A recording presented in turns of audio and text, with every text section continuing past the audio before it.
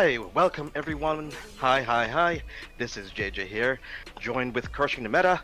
And right now I have a very special guest with us. Someone who's very influential in the community, who has been supporting this card game for as long as it's been has been live and it's been a thing. Hey, I'm there joined with Chris. Hello, hello. DifferentFight. Yes, How you doing, Chris? good. Literally mid-stream right now, rode Chariot and had to silence myself to not say something about it, but pretty good overall. Just kinda... Yeah, I mean, honestly, just pretty good. Okay. I heard you actually have like a chant for it lying around somewhere, like I'm the simp of my chariot and stuff. Yeah. Oh, I just whiffed double heal, that's also sad. Oh, that's Damn. pretty rough. Anyway. No problem. But like, what makes Vanguard special to you? I mean, to me, I always liked it over other games, simply, like, for a lot of factors, but one of them, you know, like, as a mutual caster, I think you'll agree, like, the trigger mechanic really adds a lot to it, and, you know, how people can't scoop, they can't just, like, pack things up and have to play until the very end. Yeah, and, you know, that's true. Things like that make it really special to me.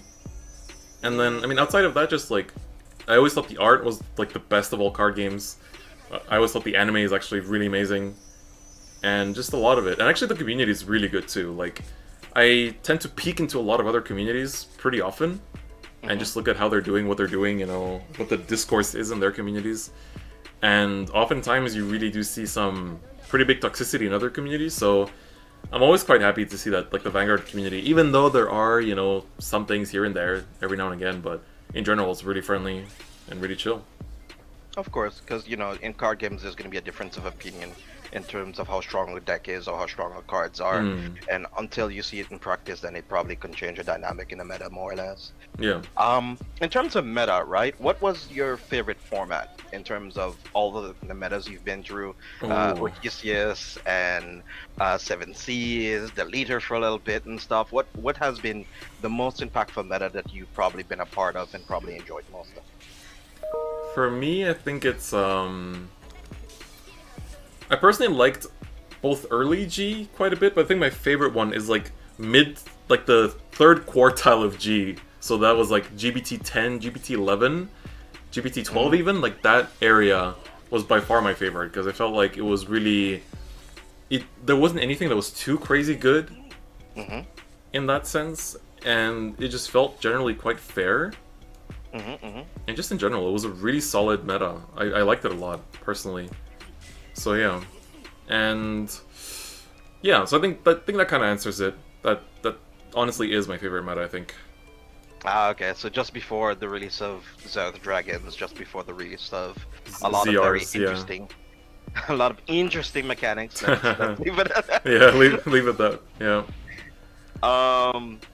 Like, what would one of your decks like? Because of course you're a person who's played competitively in Buddy Fight and in Vanguard for more or less most of your career. What was one of the decks in terms of Vanguard and in Buddy Fight, which was you're most scared of? Sort of like, not just because, of course, you know the matchups and stuff, but sort of like you'd rather just not play against it because it just scares you. I think in Buddy Fight, I'm not really sure anymore. There were some, like, during each meta that I was competitive. Like, there would be one or two here and there that I wouldn't be too happy about, but in general, I don't think I ever had such a strong feeling about a Buddy Fight deck. But then for Vanguard, again, it's not so much like, oh man, I really don't ever want to play against this, but it was much more of the feeling of not wanting to... Or, like, I remember when I was in Japan, and after we had GBT 12 and then the Link Joker booster, every single locals I would have to change up my G zone based on, like, because I knew a lot of the local players, and I knew if some of them were playing, like, if they were playing more Chaos or more Kagero, so I have to change my G zone depending if there was more Kagero or more Link Joker, and that was a headache and a half. But yeah, so I think honestly, like, the late G Chaos was making things a bit annoying, but overall I didn't even have such strong feelings against that either, or like Rene, you know, peak Nubatama either. So I think it was more of like the headache of switching my G zone all the time rather than the headache of facing against a certain deck. Like, okay, when facing off decks, has there been a situation where you've had a pretty, either an embarrassing loss or like one of the most clutch victories in terms of like a sick play that you probably made to end up taking the W? Oh, I'll never forget in 2013 we made it to like Team League finals with my team, and we were in top 4, and our lineup was like I was playing Phantom Blaster Overlord, and my teammates were playing what was it? Vermilion and MLB, if I'm not mistaken. And then every round we were kind of like one or the other was winning, but we were never like clean sweeping a single round.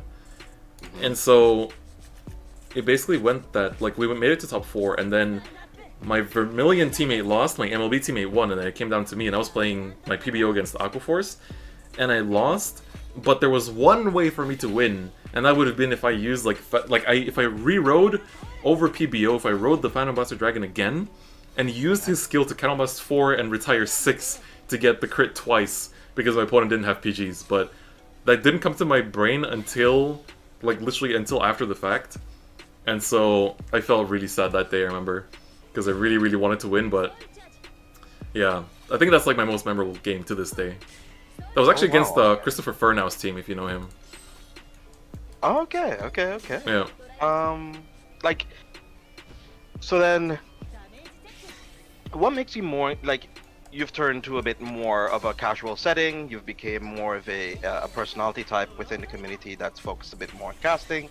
What made you get into, like, you have a lot of love for it because of course we've discussed it at like multiple times over like different events you've casted for and stuff. What has keeping your drive to keep on casting? I mean, it's both like to keep on casting, but also to keep on making content, right? Like, so for me, there's quite a few factors on it, and I don't know. I mean, at the start, I was just motivated to make content. Like, I've always liked doing stuff on YouTube, like ever since I was a kid. And so then, when I finally made it with the DifferentFight channel, I was really happy. And then, I think just seeing growth was really motivating. I've always had a really nice community. Like, my general like comment section has always been friendly. People on my Discord are usually really friendly, and things like that. So that's also really motivating. Like, I don't think I could ever dedicate making content for a toxic community, you know? Okay, fair. So I think that's a big part of it. And whereas casting, I kind of randomly picked it up on a whim, actually. And then it just kind of went places. That's actually more or less how it went. I remember, because I would go to regionals all the time. And I would always record. I would ask people if I can record their top 4, their finals, and stuff like that. And then I would just upload it raw, like with no commentary, nothing. And then I remember that I was just like, why am I just uploading it raw? Where I could just, like, you know, add some commentary to it, you know, just like talk about what's going on in the game. And then I started doing that. And then I suddenly really found myself, you know, enjoying it. And then when I managed to, I just kept doing it for ages. And then I managed to, you know, get to where I am now, basically. Okay. Like, Yeah. if Bush, no, so this is sort of like a what if scenario. So what if a Bushiroad ends up asking you in the future to commentate Cardfight 0, or Cardfight TCG? Which one would you rather do casting for? So if they force me to choose? Man, that's a hard question. I don't know, because Zero's nice, but I feel like it's always going to be like, every World Finals we've had something crazy. Like the last 3 years in Premium, there's always been something insane. So I feel like I would still choose a TCG simply for Premium. There's always something amazing that happens. So I think that, but also knowing we're sure they would never like make them clash 100%. So I'm pretty sure if I wanted to, I could do both. Okay, good. That's great. Like, you were talking a little bit earlier about you becoming, like, your content creation, your creative, what you like doing the most. Like, what is your creative process? How do you come up with the idea of creating a video? Is it sort of like a blueprint? Is sort of like a blueprint of notepads and stuff? Or it's sort of like, oh, wow, this would have been a sick idea to do something. And do you do it like that? It's kind of a bit of both. Very often it's just like there's content that has to be made. It's just like, oh, like now with Zero, there's so many things I need to like tell the new people about. You know, so many things I need to like teach the new players about. And so then it starts with that usually, and I'm just like, okay, I need to do X, Y, Z, you know, take care of this and that. But then sometimes, just 1 second, making plays. No problem, no problem. But yeah, so sometimes it really is just like, oh, this has to be made, so I need to do it. But then sometimes it's more of a case of just like, you know, I come up with some random ideas, especially back when I did how to plays. It was a lot more of just like, you know, I need to do this and that, but then at the same time I would like come up with a random idea, so I would like shove aside the other things I need to do just to like put that out. Yeah. But then, yeah, in terms of the actual process, like very little of my videos are scripted. It's generally like either I just freestyle it, or I have bullet points if it's a video that requires bullet points. But then if it doesn't, then I usually just freestyle it. Like, there's very few videos on my channel that are scripted, and you can always hear that it's scripted because my voice just sounds different. Like, it's a lot more of like the radio voice. So yeah, that's kind of the process, I guess. But in general, like, I do like to keep a schedule. Usually at least 1 week in advance. I like to plan things out. 2 if I can afford it. Yeah, so I guess that's kind of my general process, the plan that I go through. And with being being a researcher, getting your master's, probably a PhD in the future, maybe if you want to consider that, and with school and having a girlfriend and everything, like, don't you have times that you get a bit overwhelmed a little bit, or do you kind of try to focus on like, okay, the video needs to be made at least, and I need to have that done right now? I've definitely felt overwhelmed in the past, and there are times where I do get that feeling, but in general, like, especially I can tell this like aspiring content creators, like, if you have a schedule, if you make yourself a schedule, you will save so much stress. Just stick to it. Don't waste time watching YouTube. You can watch it later. Honestly, my biggest tip is like, I picked up over the last month, I picked up running, and what I do is I got myself the trial of YouTube Premium, and I download the videos I normally watch, and I just listen to them on my run. It saves so much time.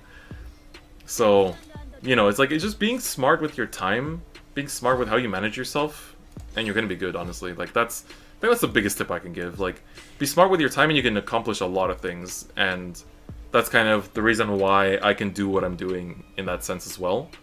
So, yeah. Okay. So then let's go down to some of the let's talk about a bit of the card game itself and focus a little bit more on Zero. Yep. Like, what aspects of Zero do you currently like in comparison to the TCG? I mean, first things first is like the best thing is that we actually have an automatic simulator for the game, even if the rules are different. Like, to me, that's the biggest thing ever. Like, I've always wanted this for as long as I've played this game. Like, all we've ever had is like CFAs, CFCs, all those things in the past. And so finally having this is like, to me, is a godsend. I've always wanted it. And so that's the best part. I think, honestly, there's nothing better than that. The rules at first, like, I made a video at first, my first impressions, and then I made a video talking about first 2 months of Zero, and I talked about a lot of the things I like and don't like. So there was a lot of things that I do like, and I feel like it's fast. The rule change is actually really nice for mobile, and the community is growing like crazy. I did not expect the English release to be this big, like, whatsoever. I think the only, like, some of the bad things is just like the fact that there's like no casual mode. Like, you have to play ranked if you want to play against random people, and that's it, Like, I feel like other card games like Hearthstone and Shadowverse, they at least give you the option, like, you want to go casual ladder or you want to go ranked ladder. And I feel like that's the one thing that's really missing. But they might still add that at some point. They add new features all the time, and they're really, really, like, good quality of life additions usually, too. Okay. And, like, any favorite decks that sort of stands out to you right now in Zero? I mean, of course, you like your waifu Lukie, but yes. outside of Lukie, outside. Let's see, because I guess in English it's still very much like catching up.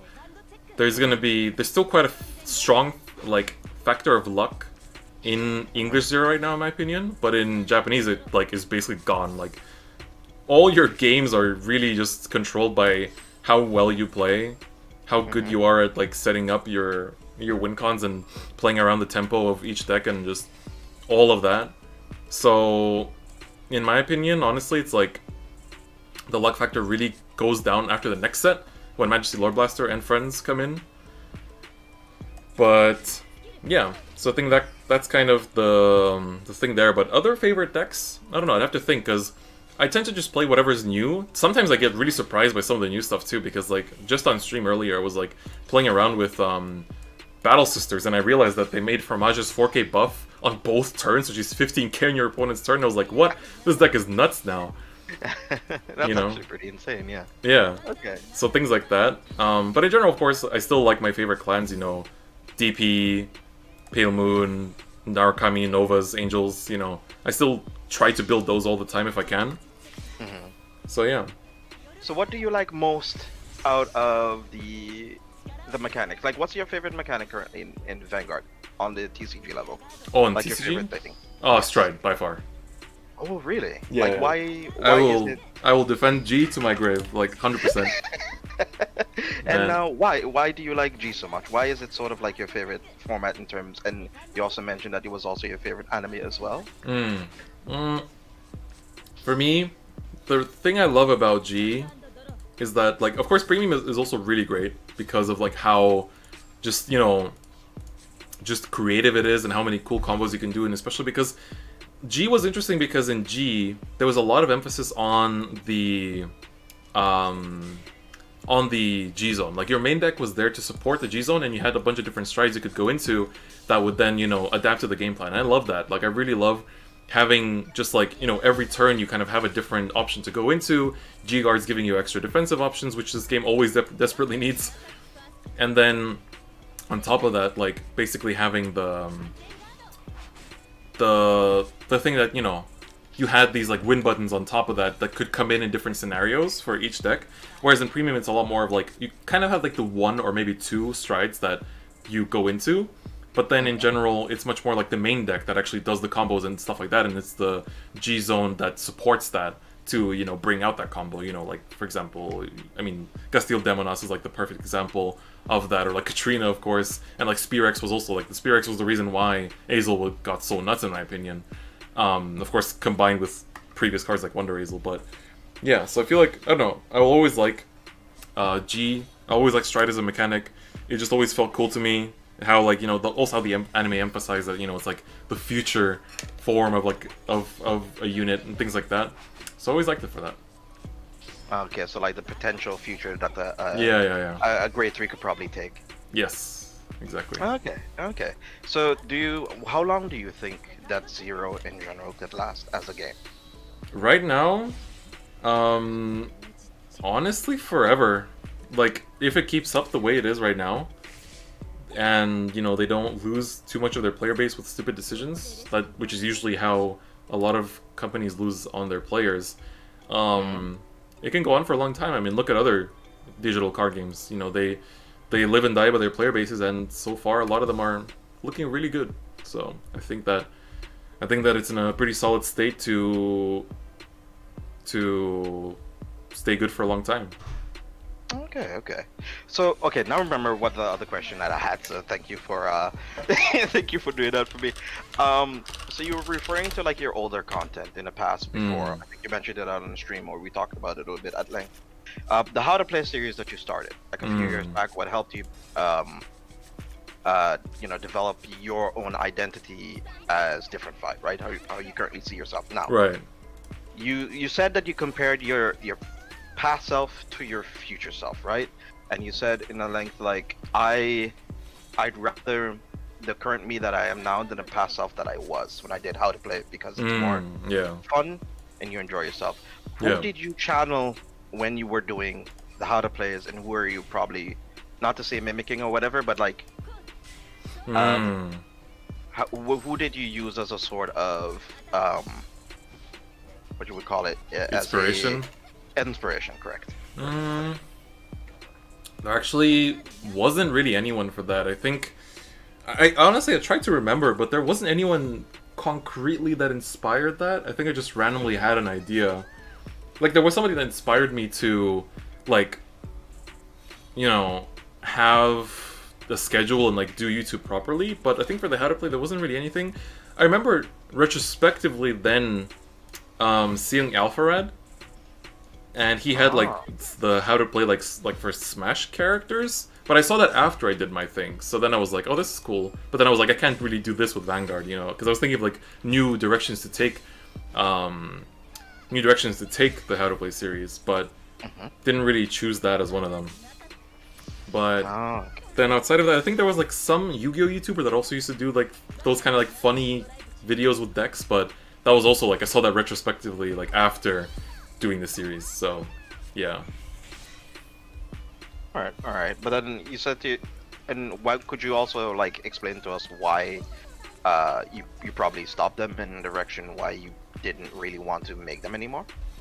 Oh, I just honestly got sick of it. Like, I ran out of ideas, and then the pressure of making one actually was, like, mentally disturbing almost. Like, it really got on my nerves in that sense. I really started to feel a lot of pressure.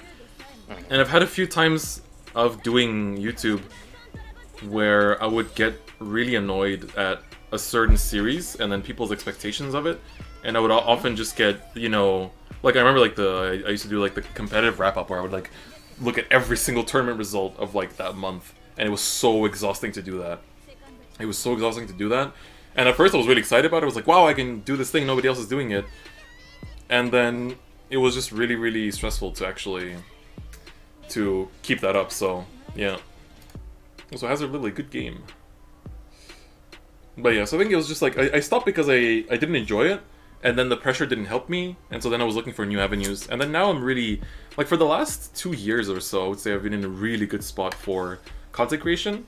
Because I know when to tell myself, just, you don't need to keep doing this. Like, I used to always like force myself to make content even if I didn't like it. I used to force myself to really like continue a series even if I didn't like it. And I just don't commit to a series. It's like, especially with Zero now, I'm treading a fine line because I think the community has an expectation that I will cover every single deck, for example. Whereas I will definitely not do that because I just find it, you know, that's going to stress me out because I don't want to. I don't want to spend the money for all those decks and things like that. So I've always been about the idea of I do what I like. And, you know, people on stream also will sometimes ask me like, oh, can you play this deck? Can you feature this? Can you do this? And I'll very much just be like, no, I want to do the thing that I like because that's the way that I don't burn out. That's the way that I stay motivated to do this.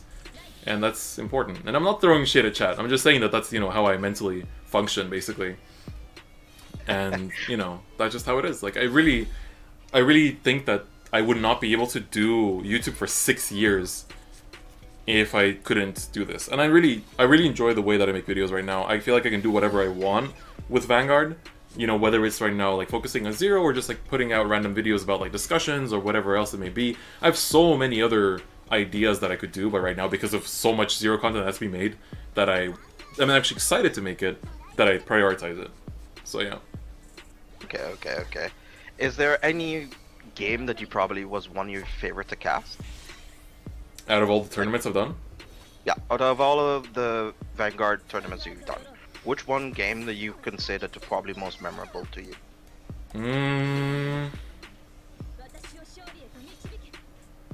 Honestly, it's still Worlds 2017.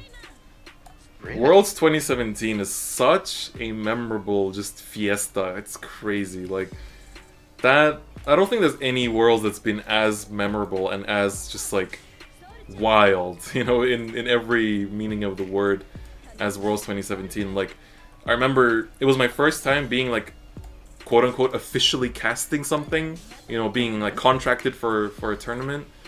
And I felt a lot of pressure because it was like, you know, I was still really uncomfortable with it, and, you know, I still was like at the bottom of the, you know, of the hierarchy and everything.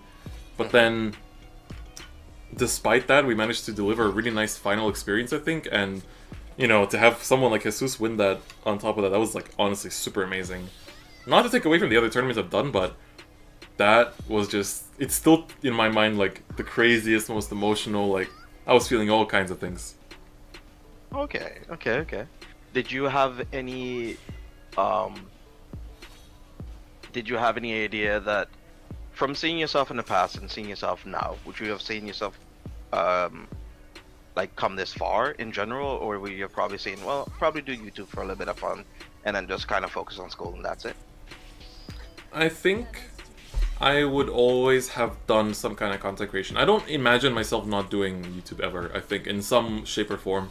It's just literally my passion, like, ever since I was a kid. Like, when I was little, I used to upload, like, Pokemon videos, like, pack openings. And then, like, when I was into Bakugan, I made Bakugan videos, like, when I was, like, in like, early years of high school. Mm-hmm. Keep in mind, high school in my country starts from when you're 12. Yep. And then, like, aside from that, let's see. I mean, there was just a lot of these kind of things. I'm trying to remember some more. Yeah, so I think... Oh, hold on. Dogs are freaking out. It's probably Postman coming up. That's usually the kind of bark that the Postman spawns. Postman debuff. Yeah. Come on, doggies. Alright. I think they're done. Alright, so yeah. Yeah, I think I'll always be making content, honestly. Like, I don't think I'll ever stop. Like, when I'm obviously working, like, super full-time and everything, I'm probably not going to do it as often. But even if it's, like, once a week, once every 2 weeks, I will always want to make videos. I don't know, it's just how I live my life and how I love it. Fair. In terms of content as well, while you were also mentioning creation of it, is there any content creators you probably worked with that probably stood out to you, like in terms of like their own motivation and stuff that sort of stuck with you? I mean, honestly, I think the biggest impact on Vanguard YouTube was Solemn coming in, because he basically just walked in and he knew the algorithm and he just abused it, and that made everyone respond to it in kind, because like I was uploading twice per week basically, and stuff like that, and I feel like my quality was okay, but it wasn't as good as it could be, and things like that. But then when he came in with like his higher quality, higher production value, daily uploads and everything, I felt so much pressure. I think that's the closest I've ever come to quitting YouTube, because I felt so much pressure to stay good as a content creator, and I felt so bad. I honestly was like, why would anyone watch me when they can watch him? You know, I felt like anyone could just jump to him and see better things than what I could do. And for a while, I was just panicking and freaking out. Honestly, like I was just really in a bad mental state when he came in. But then I kind of saw that, you know, there's still content that only I can make. There's still a perspective that only I have. There's people that only want to see my content, and you know, that stay for my content. And so after realizing that, I really kind of took that with strength, and I feel like I became a much better content creator as a whole. And now I'm always looking at other content creators to see what they're doing so I can one-up them as well. Like, I don't want to ever fall behind again. You know, I always want to stay ahead of the curve. And like, while right now, I don't have as much time to edit my videos, like to put in as much like production value into my videos, because like I'm doing a lot of zero daily stuff. I'm streaming. I have to write my thesis. You know, a lot of these things. But at the same time, like I know that once things calm down, I can like make nice high production content again, and people still enjoy even the stuff that I do now. So that's also good. But at the same time, it's like, you know, I never want to fall behind the curve now. It's like I want to stay ahead at all times. Like that's just like my personal intrinsic motivation. Okay. Well, then to round up, is there any small little plug or anything? I really want to thank you, by the way, for taking time out to talk to me like this. Oh, no worries, no worries. It has been very fun. Yep. For now, for me. And yeah, it's really good, man. And thank you for having me. No problem at all. So, is there anything you want to plug? Anything that you wanna? Any announcements you probably want to make to the community on the whole as well? Not particularly. There's a bunch of announcements that I'll make on my own channel in the future, but for now they gotta stay a bit quiet. But yeah, honestly, just thank you for watching. You can check me out on my socials and my channel, but of course, you know, there's a lot of other content creators you should be watching too, so make sure you do that as well. There's a lot of good talent in this community that needs your support, so make sure you give it. Alright, so I'll be doing the small little outro here. So thank you guys for watching, thank you guys for tuning on in. This has been JJ from Crushing the Meta. Hopefully you enjoyed it, and I was joined with... DifferentFight. Lag. Alright, like, share, comment, and subscribe. Be awesome, stay awesome, guys, and have a wonderful day.